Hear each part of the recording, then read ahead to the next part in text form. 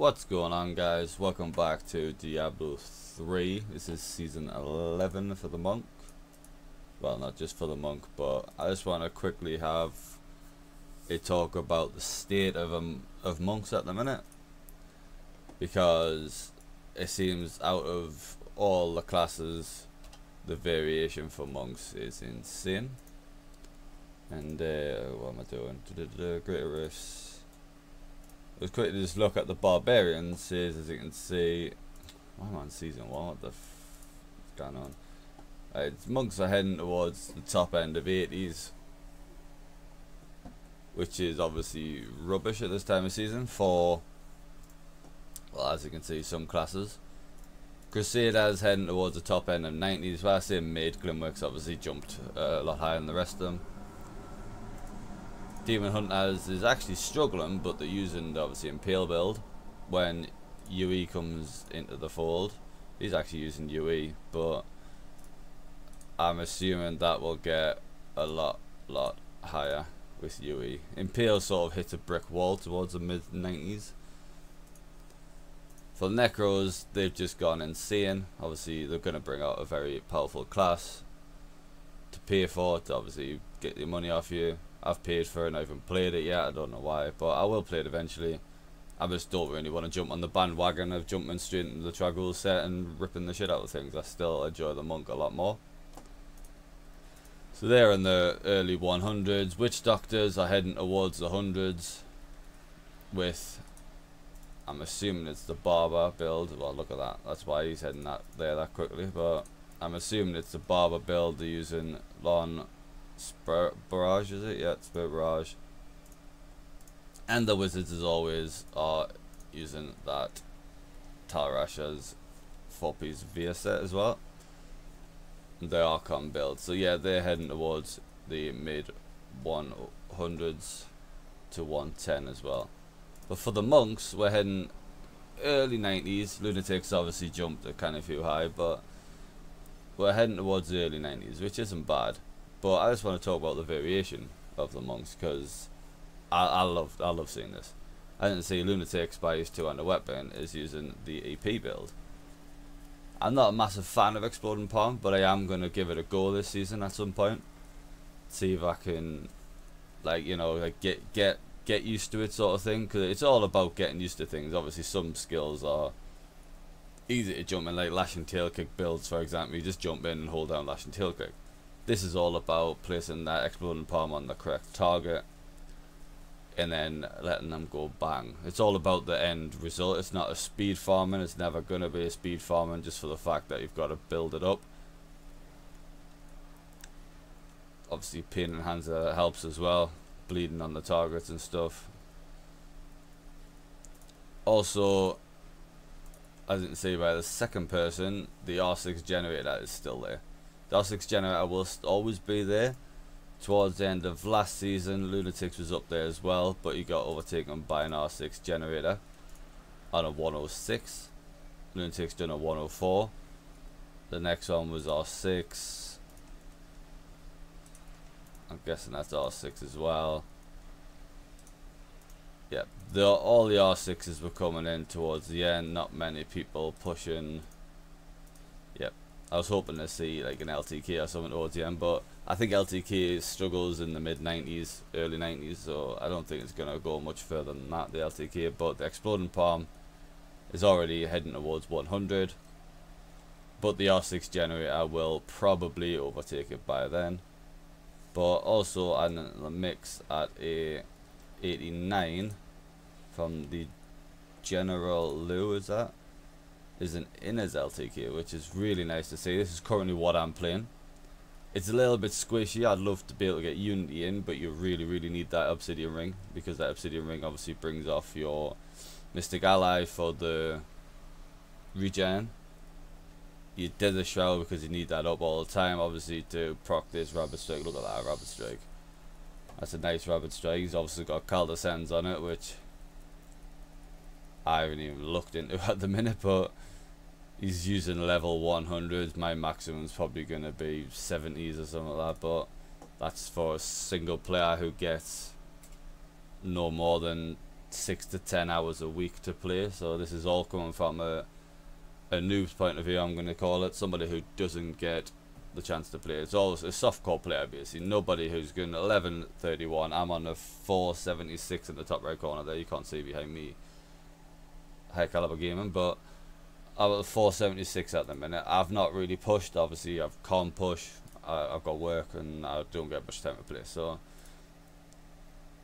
that was General Lou, and also around here somewhere there's another EP in as EP. I think it's this one. Yep, Green Gidra is using a LoN LTK. I'm fascinated by a LoN LTK simply because obviously the damage it can put out. Swampland Waders, which doctor only skill, but it's the, well, he's got 18% fire skill because you can get elemental damage on it. So that's obviously, if that was 20, then you get 20 there and 20 there. Isn't that 60% fire damage, 80% fire damage? That is a lot of increased damage. And obviously, depending on how many ancient items he's got. LTK damage on there. LTK damage up. Look at that LTK damage. That can go up to 100%, I think. Yeah, that can go up 100%. So yeah, there's another LTK build, which is obviously a speed farm build as well. But it's used now as a little bit of a pushing build. He's up to 901 Paragon. This one's another LTK LoN build, but he's using the NGOM, which is obviously getting all of his skills off cooldown. This is more of a speed variant. He's just using the Pox 4 because you can't get Swampland Vaders, obviously. Vaders, sorry, Vaders. Dot Vader. Still using that Obsidian Ring of Zodiac. Some of them actually go for a Unity, but if you've got Indium, maybe you don't really need the Obsidian Ring because they come off cooldown so quick anyway. But yeah, the variation is nice. I like it. I like it a lot. There's another Inez LTK.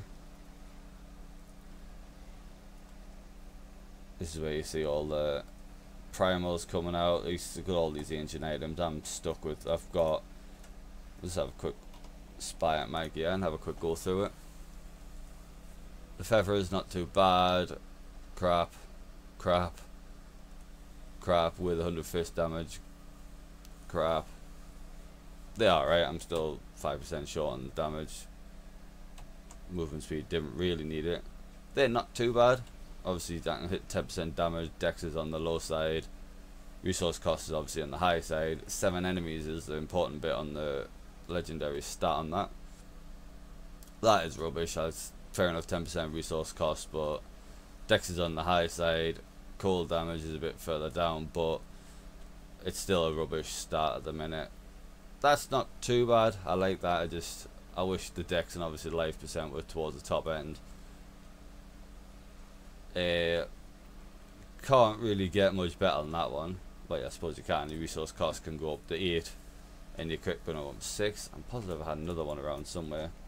I did actually have another one. There he is there. I've got 8 resource cost, 7 cooldown, 6 crit chance, and the Dex is quite low.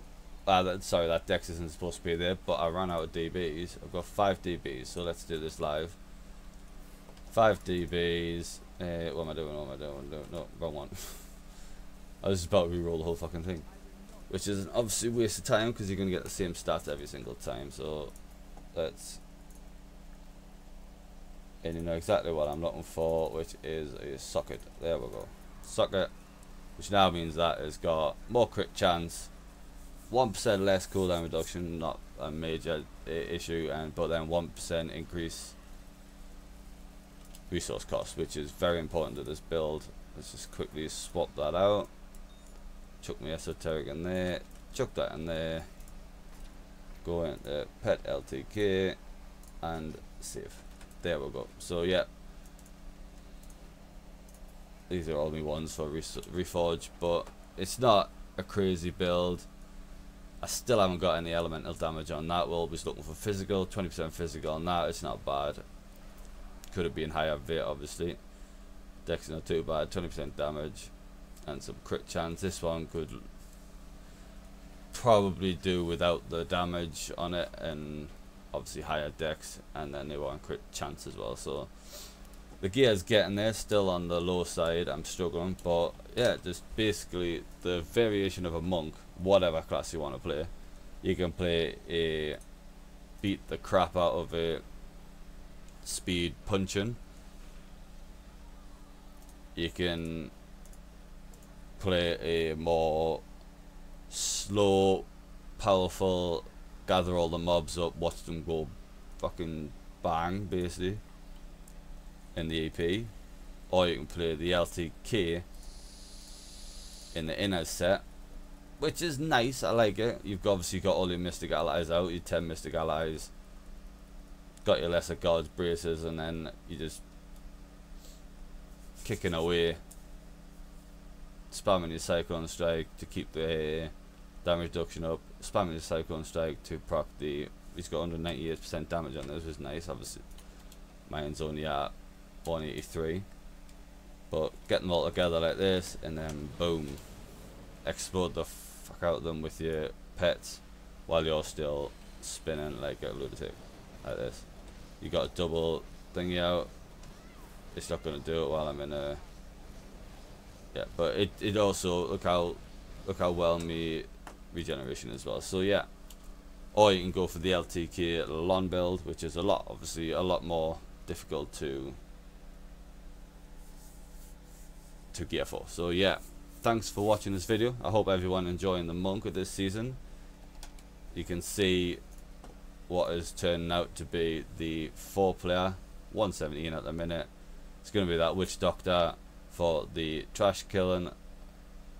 Obviously it's going to be the monk for the tank, barbarian for the defense and the dragon mobs in, and then obviously your new Rift Guardian killers is them bloody Dragul necromancers, but they're up to 1400 Paragon already. This is the end of the first week pretty much. Obviously first week was on a Sunday, so that's 2 days ago. This is a Saturday morning.